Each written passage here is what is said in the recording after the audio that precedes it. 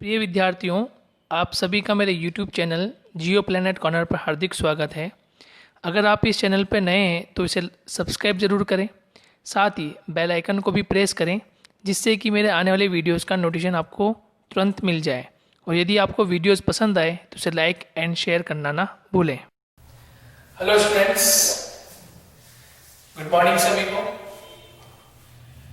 आज के इस वीडियो लेक्चर में मैं एक बार पुनः आपके सामने उपस्थित हुआ हूं और इस वीडियो को बनाने का प्रमुख मकसद ये था कि लास्ट वीडियो में मैं कक्षा 11 के भूगोल विषय संबंधित जो कुछ समय पूर्व माध्यमिक शिक्षा बोर्ड राजस्थान अजमेर के द्वारा जो आपका नवीन संशोधित पाठ्यक्रम जारी किया गया था उस पर मैं एक वीडियो बनाने के लिए पूर्व में आया था और उसमें मैंने पूरे पाठ्यक्रम को आपको बताया कि किस प्रकार से आपको कक्षा 11 भूगोल विषय संबंधित जो आपकी आगामी 2021 में स्कूल स्तर पर जो परीक्षा होती है, वार्षिक परीक्षा, उसमें आपको कौन कौन से चैप्टर्स पार्ट आपको पढ़ने होते हैं, उस पर हमारा डिस्कशन हुआ था। यदि आपने वो वीडियो नहीं देखा है तो इस वीडियो के नीचे डिस्क्रिप्शन बॉक्स में मैं आपको उसका लिंक प्रोवाइड करा दूंगा। आप वहां जाके देख सकते हैं कि जो पाठ्यक्रम संशोधित था उसमें कौन कौन से चैप्टर्स आपको पढ़ने हैं और कौन से चैप्टर्स आपको हटा दिए गए। इस वीडियो में दोस्तों हम बात करेंगे जो पाठ्यक्रम संशोधित था तो इकाईवार यानी यूनिट वाइज माध्यमिक शिक्षा बोर्ड राजस्थान अजमेर द्वारा जो नवीन अंक विभाजन किया गया है वो किस प्रकार का है और कौन सी यूनिट कितने मार्क्स की होगी, आपको ये बताने के लिए ये वीडियो बनाया जा रहा है। कौन सी यूनिट में कौन से चैप्टर्स हटाए गए हैं इसका वीडियो मैं पहले बना चुका हूं, उसका लिंक मैं आपको दे दूंगा। और यहाँ पर भी इस वीडियो में मैं आपको बता दूंगा कि कौन सी यूनिट में कौन से चैप्टर हटा दिए गए हैं और कौन से चैप्टर आपको पढ़ने हैं। ठीक है दोस्तों, तो शुरुआत करते हैं आज के इस लेक्चर की। और यदि आपको कोई डाउट हो, कोई क्वेरीज हो तो आप कमेंट बॉक्स में कमेंट कर सकते हैं। और भी यदि आपको वीडियोस देखने हो तो डिस्क्रिप्शन बॉक्स में मेरे सभी चैप्टर्स, सभी क्लासेस के जो वीडियोस अवेलेबल हैं उनके प्लेलिस्ट का लिंक आपको वहां प्रोवाइड करवा दूंगा। आप वहां जाके भी देख सकते हैं। निरंतर आप चैनल से जुड़े रहें ताकि आपको विभिन्न प्रकार के जो वीडियोस हैं वो आपको उपलब्ध हो सके। तो देखिए दोस्तों, हम बात कर रहे हैं जो हमारा संशोधित पाठ्यक्रम है परीक्षा 2021 के लिए इकाईवार अंक विभाजन माध्यमिक शिक्षा बोर्ड राजस्थान के द्वारा कक्षा 11 भूगोल विषय के लिए जो किया गया है उसकी हम चर्चा कर रहे हैं। इसमें आपको पता है हमारी 2 पुस्तकें हैं। जो हमारा खंड 1 है उस पुस्तक का नाम है भौतिक भूगोल के मूल सिद्धांत। ठीक है, भौतिक भूगोल के मूल सिद्धांत। ठीक है, ये हमारी प्रथम जो पाठ्य पुस्तक है खंड 1 पाठ 1 की, उसका नाम है भौतिक भूगोल के मूल सिद्धांत। इस पुस्तक से भौतिक भूगोल के मूल सिद्धांत से आप देखेंगे तो आपको इकाई 1 to 7 यानी इकाई 1 से लेकर 7 इकाई आपको देखने को मिलेगी। प्रथम इकाई जो है भूगोल एक विषय के रूप में, नेक्स्ट पृथ्वी, उसके बाद आपको दिया हुआ है स्थल रूप, फिर दिया हुआ है आपको जलवायु, फिर दिया हुआ है जल यानी महासागर के बारे में पढ़ना है, पृथ्वी पर जीवन किस प्रकार से है और अंत में दिया हुआ है आपको मानचित्र कार्य। इस प्रकार से कुल 6 यूनिट 1 to 6 तो आपको मिलेगी इस पुस्तक में भौतिक भूगोल के मूल सिद्धांत में। और एक जो यूनिट होती है यानी 7th नंबर की जो यूनिट होती है वो मानचित्र कार्य संबंधित होती है, यानी कि आपकी जो वार्षिक परीक्षा होगी उस वार्षिक परीक्षा में मानचित्र से संबंधित प्रश्न पूछे जाएंगे।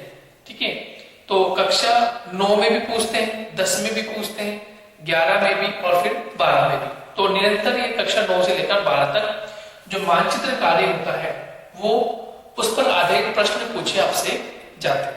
ठीक है, अब देखिए इकाई 1 की हम बात करें। इकाई 1 का संबंध है भूगोल एक विषय के रूप में, भूगोल एक विषय के रूप में कि भूगोल विषय क्या होता है, भूगोल विषय में भूगोल विषय को किस प्रकार से पढ़ा जाता है, भूगोल विषय में कौन कौन सी शाखाएं होती हैं, भूगोल विषय का जन्म किस प्रकार से हुआ है, भूगोल विषय को किस प्रकार से पढ़ा जाए, इसके बारे में बताया गया है। तो यूनिट 1 जो है, यूनिट 1 में आपका एक ही चैप्टर है भूगोल एक विषय के रूप में, ये आपको पढ़ना है। ठीक है दोस्तों, ये आपको पढ़ना है और इसके लिए निर्धारित जो अंक है वो कितने 3, यानी कि इस चैप्टर से इकाई 1 में एक ही चैप्टर शामिल है और उसका नाम क्या है, भूगोल एक विषय के रूप में। और कितने अंक के प्रश्न पूछे जाएंगे, 3 अंक के प्रश्न पूछे जाएंगे। क्लियर हो गया आपको?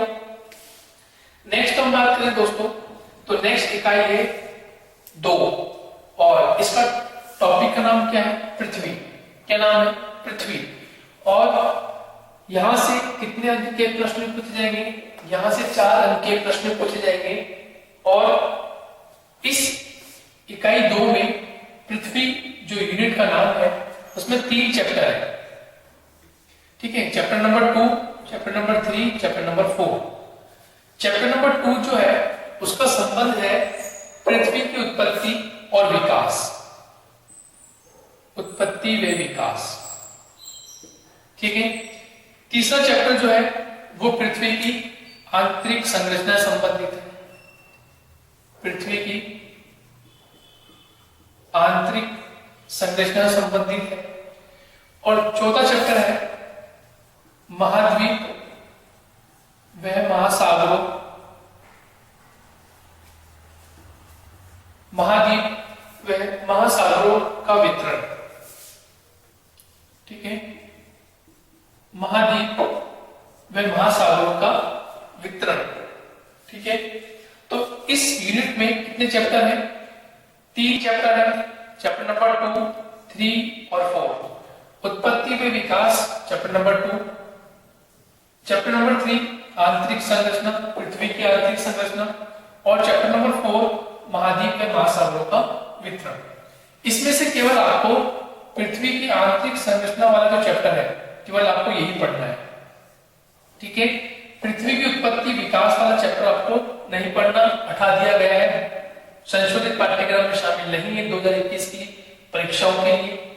और चैप्टर नंबर 4 जो है महाद्वीप के महासागरों का वितरण, ये भी आपको नहीं पढ़ना। क्लियर हो गया? तो अब आपको केवल इकाई 2 जो कि संबंधित है पृथ्वी से संबंधित है, और इसमें केवल आपको पढ़ना है पृथ्वी की आंतरिक संरचना, जिसके लिए निर्धारित कितने अंक हैं, 4। कितने? 4। क्लियर हो गया दोस्तों? समझ में आ गया होगा आपको कि यूनिट 2 में आपको सिर्फ एक ही चैप्टर पढ़ना है, चैप्टर नंबर 3 आंतरिक संरचना, यानी पृथ्वी की आंतरिक संरचना, जिसके लिए 4 अंक निर्धारित है। क्लियर हो गया?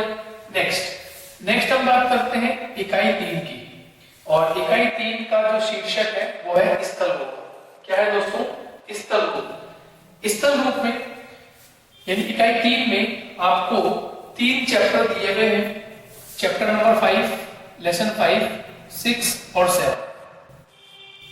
5, 6 और 7। इसमें से आपको लेसन 7 नहीं पढ़ना है। ध्यान रखें, लेसन 7 आपके इस बार की जो वार्षिक परीक्षा है उससे हटा दिया गया है। तो आपको केवल लेसन 5 और 6 पढ़ना है। लेसन 5 और 6 आपको पढ़ना है। 5 और 6, लेसन 5 में दिया हुआ है आपको खनिज और शैलें, ठीक है, और लेसन 6 में दिया हुआ है आपको भू आकृतिक प्रक्रियाएं, ठीक है, जैसे अपरदन, अपक्षय, निक्षेपण, परिवर्तनात्मक जो वो आकृतियां होती है किस प्रकार से बनती है, उसके बारे में आपको दिया हुआ है लेसन 6 में। और लेसन 7 में आपको दिया हुआ है भू आकृतियों और उनका विकास, जो आपको अब नहीं पढ़ना। तो लेसन 7 आपको नहीं पढ़ना, लेसन 5 आपको पढ़ना है, लेसन 6 आपको पढ़ना है। और इसके लिए आपको कितने अंक निर्धारित है? 8। यानी कि इन 2 चैप्टरों में से कुल कितने अंक के प्रश्न पूछे जाएंगे? 8 नंबर के प्रश्न पूछे जाएंगे। क्लियर है दोस्तों? नेक्स्ट, तो पहले वाले में जो यूनिट 2 है उसमें केवल एक ही चैप्टर पढ़ना है, आंतरिक संरचना, उसके लिए 4 नंबर है। यूनिट 3 जो है इकाई 3 है, स्थल रूप है, 5 और 6 चैप्टर पढ़ना है, 7वां नहीं पढ़ना। इसके लिए कितने निर्धारित है? 8 नंबर निर्धारित है। ठीक है, अब बात करते हैं यूनिट 4 की, इकाई 4 की बात करते हैं। इकाई 4 का जो शीर्षक है वो है जलवायु। इकाई 4 का जो शीर्षक है वो है जलवायु, और इसमें कुल 5 चैप्टर है। इसमें कुल कितने चैप्टर है? 5। देखिए, चैप्टर नंबर 8, 9, 10, 11 और 12, कुल 5 चैप्टर है। उन 5 चैप्टरों में से आपको जो अंतिम 12वां चैप्टर है, यानी कि इस यूनिट का जो 12वां चैप्टर है आपका, कि विश्व की प्रमुख जलवायु प्रदेश कौन कौन से, ठीक है, विश्व के प्रमुख जलवायु और प्रदेश कौन कौन से, जलवायु परिवर्तन कैसे होता है, ये आपको चैप्टर नहीं पढ़ना। इसके अलावा आपको चैप्टर 8 पढ़ना है, 9 पढ़ना है, 10 पढ़ना है और 11 पढ़ना है। ठीक है, चैप्टर 8 का संबंध है वो है वायुमंडल का संगठन। ठीक है, वायुमंडल का संगठन और उसकी संरचना से संबंधित है। चैप्टर नंबर 9 जो है वो सौर ऊर्जा, मतलब सूर्य ताप जो है और तापमान से संबंधित है। चैप्टर नंबर 10 जो है वो वायुमंडल में जल चैप्टर है, उससे संबंधित है। और वायुमंडल में परिसंचरण किस प्रकार से होता है और वायुमंडल में जल किस प्रकार से। तो ये आपको लगातार 8, 9, 10 और 11 चैप्टर पढ़ने, 12वां आपको नहीं पढ़ना। इसके लिए निर्धारित अंक जो है वो कितने हैं? 8। कितने हैं? 8। यानी इन 4 चैप्टरों से, चैप्टर नंबर 8, 9, 10, 11, इन 4 चैप्टरों में से आपसे 8 मार्क्स के प्रश्न पूछे जाएंगे, जबकि इससे पूर्व 5 और 6 में आपसे 8 मार्क्स के अंक पूछे जाएंगे। क्लियर हो गया दोस्तों? नेक्स्ट हम बात करते हैं यूनिट 5, इकाई 5 की बात करते हैं, जिसका शीर्षक क्या है? जल और महासागर। जिसका शीर्षक क्या है? जल व महासागर। और इसमें 2 चैप्टर शामिल है, चैप्टर नंबर 13 और चैप्टर नंबर 14। ठीक है, 13 और 14। 13 और 14 में से, यानी कि इन दोनों चैप्टर्स में से आपको चैप्टर नंबर 13 नहीं पढ़ना। आपको चैप्टर नंबर 13 नहीं पढ़ना, जिसका संबंध है महासागरीय जल से। ठीक है, आपको चैप्टर नंबर 14 पढ़ना है, महासागरीय जल का जो संचलन होता है वो आपको पढ़ना है। और इस यूनिट के लिए आपको 4 अंक निर्धारित किए। कितने अंक निर्धारित किए? 4 अंक। यानी कि केवल चैप्टर 1 ही पढ़ना है, चैप्टर केवल 1 पढ़ना है। कौन सा है? 14 नंबर का। और कितने अंक के प्रश्न पूछे जाएंगे? 4। अब जरूरी नहीं है कि छोटा बनता है या उससे थोड़ा बड़ा बनता है, ठीक है, या लॉन्ग भी बन सकता है। तो आपको सिर्फ ये ध्यान रखना है कि किस चैप्टर में से कितने मार्क्स के प्रश्न पूछे जाएंगे, केवल आपको ये पढ़ना है। अब देखिए दोस्तों, अब एक महत्वपूर्ण बात बता देता हूं आपको कि जब पाठ्यक्रम संशोधित हुआ है, चैप्टर्स कम हो गए। ठीक है, पहली बात तो ये है कि जैसे मान लीजिए आपके 10 चैप्टर है, 10 में से आपको केवल कितने पढ़ने? 5। तो ये 5 चैप्टर्स आपको पूरे कंटेक्स्ट याद करने, बाय हार्ट आपको पढ़ने पड़ेंगे। क्यों पढ़ने पड़ेंगे बाय हार्ट? क्योंकि इन 5 चैप्टर जो है, इन 5 चैप्टरों से ही आपके जैसे 35 अंक के प्रश्न पत्र बनने वाला है, तो 35 अंक इन 5 चैप्टर से बनेगा। यानी कि हर पॉइंट को, हर लाइन को बहुत बारीकी से आपको समझना होगा। वहां से प्रश्न किसी भी तरह से आपसे पूछ सकता है, छोटा भी पूछ सकता है और बड़ा भी पूछ सकता है। ठीक है, किसी भी तरह के प्रश्न। जैसे यहां देखिए 5 और 6 चैप्टर है, यहां आपको 7वां नहीं पढ़ना, तो 5 और 6 चैप्टर को पूरा कंप्लीट अच्छे से पढ़ना है। क्योंकि कितने अंक के प्रश्न पूछा है? 8 नंबर के। यानी कि 5 जो चैप्टर नंबर 5 है, यहां से 4 नंबर के पूछेगा, और चैप्टर नंबर 6 है, यहां के 4 नंबर प्रश्न पूछे जाए। तो आपको समझ में आ रहा होगा कि एक एक चैप्टर कितना इंपॉर्टेंट है। जैसे यहाँ से 3 नंबर के प्रश्न पूछ रहा है, ठीक है, तो आपको पूरा चैप्टर कंप्लीट अच्छे से पढ़ना है। यहाँ देखो यूनिट जो 3 है इसमें केवल आपको एक ही चैप्टर पढ़ना है। कौन सा? नंबर 3। कितने के मार्क्स क्या आएंगे? 4। यानी इस चैप्टर को पूरे अच्छे से पढ़ना है। क्लियर हो गया? समझ में आ गया आपको? नेक्स्ट इकाई 6 की बात करते हैं। इकाई 6 का जो शीर्षक है वो पृथ्वी पर जीवन है। पृथ्वी पर जीवन, और इसके लिए कुल आपको 2 चैप्टर निर्धारित है, चैप्टर नंबर 15 और 16। चैप्टर नंबर 15 और 16, और ये दोनों ही चैप्टर आपको पढ़ने हैं। दोनों ही चैप्टर आपको पढ़ने हैं, और इन दोनों चैप्टरों से कुल कितने अंक के प्रश्न पूछे जाएंगे? केवल आपसे 3 अंक के प्रश्न पूछे जाएंगे। क्लियर हो गया? अब देखिए यहां से हटा दिया चैप्टर नंबर 2 और 4। चैप्टर नंबर 2 और 4 यूनिट 2 से हटा दिया गया है, ठीक है। उसके बाद हम बात करें यूनिट 3 में चैप्टर नंबर 7। यूनिट 3 में चैप्टर नंबर 7 हटा दिया गया है। यूनिट 4 में चैप्टर नंबर 12 हटा दिया गया है। यूनिट 5 में चैप्टर नंबर 13 हटा दिया गया है, और यूनिट 6 में आपको दोनों ही चैप्टर पढ़ने हैं। तो कुल आपके 16 चैप्टर है इस बुक में। खंड ए में कुल 16 चैप्टर है, जिसमें से 5 चैप्टर आपके हटा दिए। 5 चैप्टर आपके हटा दिए और 11 चैप्टर आपको पढ़ने हैं, और इन 11 चैप्टरों का जो अंक विभाजन है वो मैंने आपको बता दिया। और अंतिम यूनिट जो होगी वो मानचित्र कार्य से संबंधित होगी, मानचित्र पर आधारित होंगे। उसके कितने अंक, कितने प्रश्न पूछे जाएंगे, कितनी लोकेशन आपसे पूछी जाएगी? 5। इन्हीं चैप्टरों में से, ठीक है, इन्हीं चैप्टरों में से आपसे 5 लोकेशन पूछी जाएगी। एक लोकेशन जैसे आपसे पूछ लिया कि प्रशांत महासागर कहाँ स्थित है, ऐसे प्रश्न पूछ लिया, या आपसे पूछ लिया लक्षद्वीप कहाँ स्थित है, ऐसे प्रश्न पूछ लिया। तो आपको मानचित्र में वो अंकित करनी है, बताना है मानचित्र में कि वो लोकेशन कहाँ है। इसके लिए आपसे कितने अंक के प्रश्न पूछे जाएंगे? 5 अंक या 5 लोकेशन आपसे पूछी जाएगी। तो इस प्रकार हम पूरा टोटल करें तो ये कुल मार्क्स कितने का हो जाता है? 35। कुल कितने अंक हो जाते हैं? 35। इसका मतलब खंड ए जो होगा वो 35 मार्क्स का होगा, और खंड बी जो होगा वो भी 35 मार्क्स का होगा। कुल मिलाकर आपके 70 अंक के वार्षिक परीक्षा का पेपर होगा, और उस 70 अंक में से एक पार्ट 35 अंक का, और उसका जो खंड बी होगा वो भी 35 अंक का होगा।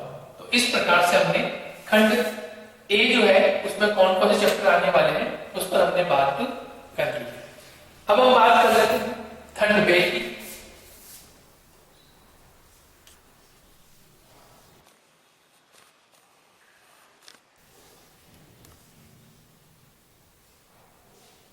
जो खंड बी की जो पाठ्य पुस्तक है उसका नाम है भारत भौतिक पर्यावरण।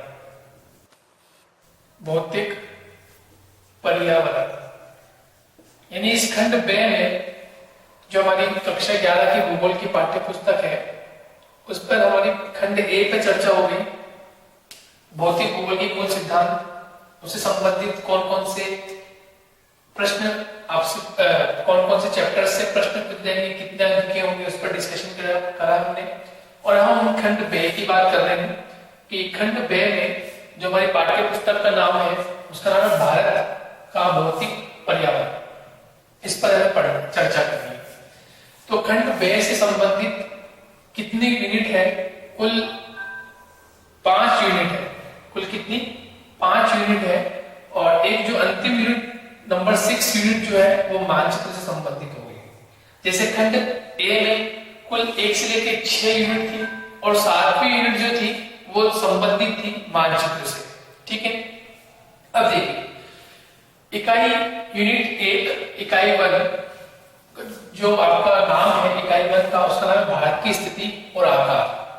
भारत की स्थिति व आकार। इस यूनिट में एक ही चैप्टर है, ठीक है, और सब में एक ही चैप्टर है, ज्यादा नहीं जैसे उसमें था। उसमें एक यूनिट में कहीं 3 चैप्टर्स के, एक दूसरी यूनिट थी इसमें 5 चैप्टर्स थे। तो इसमें ऐसा नहीं है। इसमें यूनिट 1 है, उसका नाम है भारत की स्थिति का आकार, इसमें आपको यही पढ़ना है भारत की लोकेशन के बारे में, भारत की स्थिति के बारे में, आकार के बारे में और पड़ोसी देश कौन कौन से उसके बारे में पढ़ना है। इसके लिए बोर्ड ने निर्धारित कितने अंक दिए हैं? 4 अंक के प्रश्न आपसे पूछे जाएंगे। क्लियर हो गया दोस्तों? ये यूनिट 1 की बात हुई।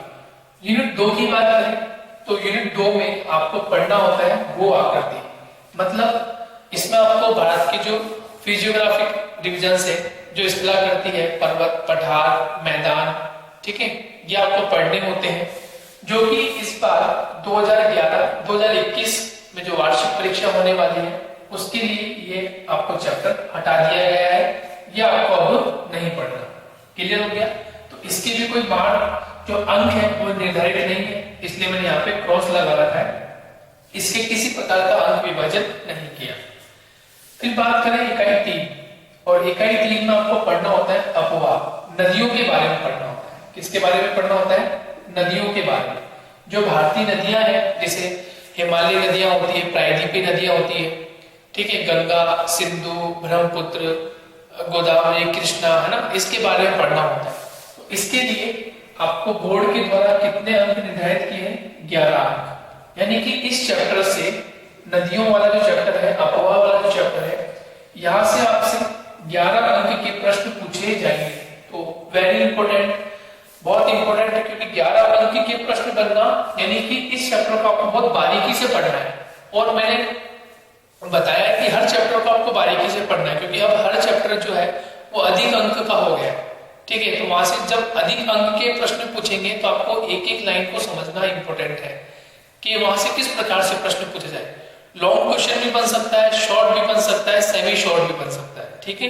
नेक्स्ट यूनिट 4 की बात करें तो यूनिट 4 जो है उसमें आपको क्लाइमेट पढ़ना होता है, जलवायु पढ़नी होती है कि भारत की जलवायु किस प्रकार की है, ठीक है। सामान्य रूप में जो हम ऋतुओं पढ़ते हैं, शीत ऋतु पढ़ते हैं, ग्रीष्म ऋतु पढ़ते हैं, वर्षा ऋतु पढ़ते हैं, ये इनका आगमन किस प्रकार से होता है और ये पूरे वापस कैसे जाती है, ये पूरा जो चैप्टर होता है वो जलवायु संबंधित होता है, जो इस बार 2021 की बोर्ड परीक्षा से हटा दिया गया है। यानी अब आपको ये चैप्टर नहीं पढ़ना।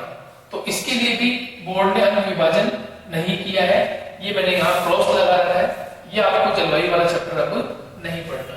क्लियर हो गया दोस्तों? फिर चैप्टर नंबर 5 या यूनिट 5 की बात करें, इकाई 5 की बात करें तो इकाई 5 का संबंध है प्राकृतिक वनस्पति व मृदा। यानी कि इस यूनिट में आपको 2 चैप्टर पढ़ने, लेकिन चैप्टर एक ही है, यानी इसमें अलग अलग पार्टीशन है। एक पढ़ना है आपको प्राकृतिक वनस्पति, ठीक है, एक क्या पढ़ना है आपको? प्राकृतिक वनस्पति पढ़ना है, और एक चैप्टर जो होगा आपका वो मृदा से संबंधित होगा। एक चैप्टर किससे संबंधित होगा? मृदा से संबंधित होगा। इसके लिए आपको 10 अंक निर्धारित किए गए। कितने अंक निर्धारित किए गए? 10 अंक। 10 अंक के प्रश्न आपसे पूछे जाएंगे। क्लियर हो गया? उसके बाद एक चैप्टर है आपका 7th नंबर का। 7th नंबर का चैप्टर है, इसका नाम है प्राकृतिक संकट व आपदाएं। प्राकृतिक संकट व आपदाएं। प्राकृतिक संकट व आपदाएं जो चैप्टर है ये भी हटा दिया गया है, ये भी आपको अब नहीं पढ़ना, ठीक है। मानचित्र कार्य जो है, मानचित्र कार्य कितने मार्क्स का हो गया? 10 मार्क्स का। कितने मार्क्स का हो गया? 10 मार्क्स का। यानी आपको मानचित्र कार्य संबंधित 10 अंक बोर्ड द्वारा क्या है? निर्धारित है। 10 अंक के मानचित्र संबंधित आपसे प्रश्न पूछे जाएंगे। खंड ए में 5 अंक का मानचित्र था, 5 अंक का मानचित्र था। खंड ए की हम बात करें तो वहां पर मानचित्र भी इंपॉर्टेंट है, और यहाँ तो वेरी वेरी इंपॉर्टेंट है, क्योंकि मानचित्र से कितने अंक के प्रश्न पूछेंगे? 10 लोकेशन आपसे पूछी जाएगी। अब हो सकता है कि 1, 2, 3 करके ऐसे 10 लोकेशन पूछ ले आपसे, ठीक है, ये भी हो सकता है। यह हो सकता है कि एक लोकेशन के 2 अंक, दूसरी लोकेशन के 2 अंक, इस प्रकार से 5 लोकेशन पूछे, ये भी आपसे हो सकता है। लेकिन इंपॉर्टेंट इसलिए है दोस्तों क्योंकि 10 अंक की लोकेशन आएगी, 10 अंक की आपसे प्रश्न पूछे जाएंगे मानचित्र पर। तो इस प्रकार से हम देखें, अंक विभाजन को हमने देखा। अंक विभाजन में हमें क्या मिला कि यूनिट 1 आपको पढ़नी है जो 4 अंक की है। क्लियर? यूनिट 2 आपको नहीं पढ़नी, अंक नहीं दिया है। यूनिट 3 पढ़नी है, अपवाह तंत्र संबंधित है, 11 मार्क्स की है। यूनिट 4 की बात करें, जलवायु संबंधित है, ये हटा दी गई है, ये आपको नहीं पढ़नी है। यूनिट 5 की बात करें जिसमें आपको प्राकृतिक वनस्पति और मृदा को पढ़ना है, ये 10 अंक की है, ये आपको ध्यान रखना है। यूनिट इसके बाद जो यूनिट थी 6 नंबर की, जिसमें प्राकृतिक संकट और आपदाएं दिया हुआ है, ये आपको अब नहीं पढ़ना, इसके भी अंक आपको नहीं ऐड किए हुए, ठीक है। और एक यूनिट है मानचित्र कार्य संबंधित, मानचित्र कार्य संबंधित आपको पढ़ना है, ये 10 मार्क्स का। अब ये जो मानचित्र कार्य होगा है ना, जो लोकेशन आपसे पूछी जाएगी वो भारत की स्थिति के आधार पर होगी। नदियों का जो अपवाह तंत्र है, नदियां कौन सी नदी कहां बहती है, ठीक है, कौन कौन से राज्यों में बहती है, इससे संबंधित होगी। और प्राकृतिक वनस्पति और मृदा संबंधित होगी। यानी जो 3 चैप्टर्स आपको पढ़ने हैं उनके बेस पे ही लोकेशन पूछी जाएगी। यानी आपको इन तीनों चैप्टर्स को बहुत अच्छे से पढ़ना है, यहीं से लोकेशन पूछी जाएगी। मानचित्र पर कार्य आपसे करवाया जाएगा, मानचित्र आपको दिया जाएगा, उसमें से आपको उसको फिलअप करना है। तो अब हम दोस्तों देखें कि कुल अंक भार कितना हो गया है। तो देखिए, पहला चैप्टर 4 अंक, दूसरा तीसरा चैप्टर जो है अपवाह नदियों वाला 11 अंक, तो 15 अंक हो गए। प्राकृतिक वनस्पति और मृदा ये 10 अंक का है, तो कितना हो गए 25। और मानचित्र कार्य ये 10 मार्क्स का है, तो कितना हो गए 35। इस प्रकार से कुल आपके 35 अंक का जो आपका सेक्शन बी होगा, यानी खंड बी जो होगा वो 35 अंक का होगा। क्लियर हो गया? जो हटा दिया गया है वो मैंने समझा दिया। 3 चैप्टर इसमें से हटाए हैं, भू आकृति, जलवायु और प्राकृतिक संकट का होता है। तो खंड बे से 3 चैप्टर, खंड बे से 3 चैप्टर हटाए हैं और खंड ए से 5 चैप्टर रखा दिए, ठीक है। इस प्रकार हम देखें तो जो खंड ए होगा आपका, खंड ए के लिए 35 अंक और इसी तरह से खंड बे के लिए भी कितने हो गए 35 अंक। तो कुल आपका जो वार्षिक परीक्षा का जो प्रश्न पत्र होगा उसमें कुल अंक के कितने के प्रश्न पूछे जाएंगे, 70 अंक के प्रश्न पूछे जाएंगे। तो इस प्रकार से मैंने इस वीडियो में आपको कक्षा 11 भूगोल विषय संबंधित जो हमारा माध्यमिक शिक्षा बोर्ड राजस्थान के द्वारा जो संशोधित पाठ्यक्रम आपका तैयार किया गया था, उस संशोधित पाठ्यक्रम में अंक विभाजन किस प्रकार से किया गया है।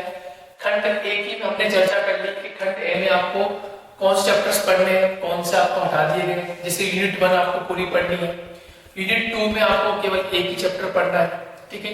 यूनिट 3 जो थी उसमें आपको कौन कौन चैप्टर पढ़ने हैं वो मैंने बता दिया, 5 और 6 पढ़ने, 7वां चैप्टर आपको नहीं पढ़ना। फिर 8, 9, 10 और 11 चारों चैप्टर पढ़ने हैं, 12वां आपको नहीं पढ़ना। फिर 13वां नहीं पढ़ना, आपका 14वां पढ़ना है, फिर 15, 16 पढ़ना है और फिर मानचित्र कार्य आपको देखना है, ठीक है। यहाँ पर भी चैप्टर 1 पढ़ना है, 2 हटा दिया गया है। चैप्टर नंबर 3 पढ़ना है, नदियों संबंधित है, ये इसके लिए आपको मार्क्स 11 अंक निर्धारित है। जलवायु वाला चैप्टर आपको नहीं पढ़ना। प्राकृतिक वनस्पति और मृदा आपको पढ़नी है, ठीक है। प्राकृतिक संकट और जो आपदाएं आती है वो चैप्टर आपको नहीं पढ़ना। इसमें आपको बाढ़, सूखा, ठीक है, सुनामी, चक्रवात, इस तरह का मैटर आता है, ये आपको इस बार नहीं पढ़ना।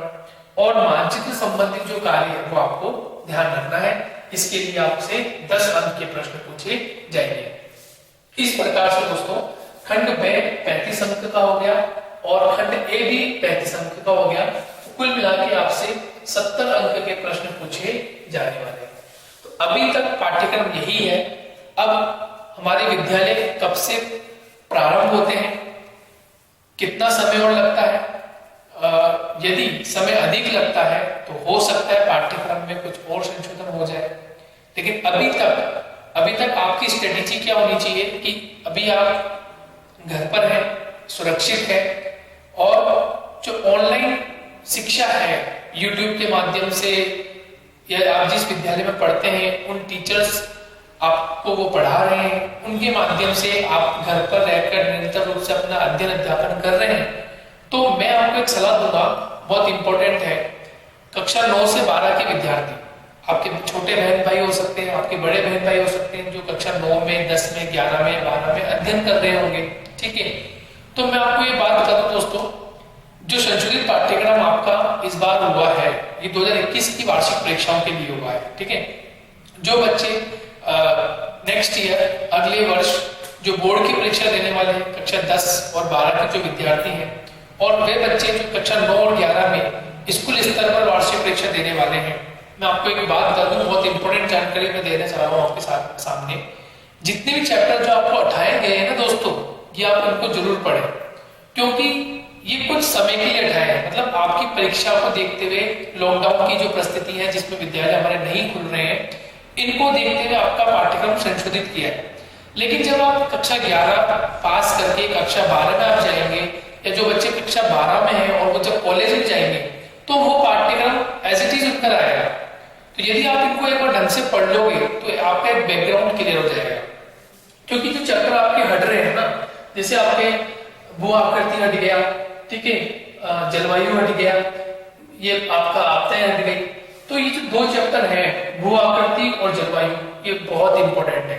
क्योंकि ये चैप्टर अब आप 12th में नहीं पढ़ेंगे, लेकिन जब आप कॉलेज में जाएंगे ना, या आप किसी भी कंपटीशन की तैयारी करते हैं, तो उनमें ये चैप्टर वेरी इंपॉर्टेंट होते हैं।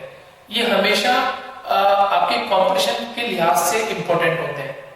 आप घर पे हैं, ठीक है, आपके पास समय है, अच्छा खासा समय आपको मिला हुआ है, तो आप जो हमारे चैप्टर हटा दिए गए हैं, आप एक बार उनको पढ़ लीजिए। ठीक है, चाहे वो कक्षा 9 के हो, 10 के हो, 11 के हो, 12 के हो। ठीक है, चारों जो कक्षाएं हैं 9 से 12 तक, भूगोल विषय संबंधित मैंने सभी पाठ्यक्रम, जो संशोधित पाठ्यक्रम है, उस पर मैंने वीडियो बना रखा है। ठीक है दोस्तों, तो जो आपके चैप्टर्स हटे हैं, आप उनको एक बार जरूर पढ़ें, क्योंकि ये जो चैप्टर्स हैं एक बेसिक चैप्टर्स है और आपकी पाठ्य पुस्तक में बहुत इजी तरीके से आपको समझाया गया है। यदि आप इनको एक बार पढ़ लेंगे तो आपका बैकग्राउंड क्लियर हो जाएगा। तो आगे जब आप बढ़ेंगे, आप कॉलेज जाएंगे या कॉम्पिटिशन की तैयारी करते हैं, तो आपको एक इनका बैकग्राउंड पता रहेगा कि हमें पढ़ना क्या है। क्योंकि ये सब चीजें नेक्स्ट ईयर आने वाली है, यानी 2021 के लिए तो ठीक है, लेकिन उसके बाद जब आप आगे की कॉम्पिटिशन की तैयारी करेंगे तो उनमें भी आपको ये सब पढ़ना ही पड़ेगा। तो आपकी जो पाठ्य पुस्तक होती है वो बेसिक्स होती है, उसमें बहुत छोटी छोटी चीजें बहुत अच्छे से समझाई हुई होती है। ठीक है, तो आप उसको जरूर पढ़ें। आपको जो पढ़ना है, जो जिस पे ज्यादा फोकस करना है, वो तो मैंने आपको बता दिया, कौन कौन सी यूनिट से कौन कौन चैप्टर है, कितने कितने अंक के, वो तो आपको वेरी इंपॉर्टेंट है, वो तो आपकी बोर्ड परीक्षा है या वार्षिक परीक्षाएं जो होगी उसमें आएगा। लेकिन जो हटाए गए हैं, आप एक बार उनको रीडिंग जरूर कर लें, उनको जरूर पढ़ लें, ताकि एक बेसिक आपके कॉन्सेप्ट क्लियर हो जाए। ठीक है दोस्तों, समझ में आ गया होगा जो मैंने बातें आपको बताई है। और यदि आप और कोई जानकारी चाहते हैं तो आप कमेंट बॉक्स में कमेंट कर सकते हैं। ठीक है, मेरा इंस्टाग्राम चैनल है, आप वहां जाकर भी आप मुझे बता सकते हैं। कोई क्वेरीज हो आपकी तो आप मुझे बता सकते हैं। ठीक है, फेसबुक पेज है, जियो प्लेनेट कॉर्नर के नाम से फेसबुक पेज है, वहां जाके आप मुझे मैसेज कर सकते हैं कि सर हमें इस चीज की आवश्यकता है, या हमारी ये क्वेरीज है, हमें इस तरह की वीडियोज आप बना के उपलब्ध करवा दें, तो हम उस तरह की वीडियो भी हम आपको उपलब्ध करवा दें। तो दोस्तों, मिलते हैं नेक्स्ट वीडियो में।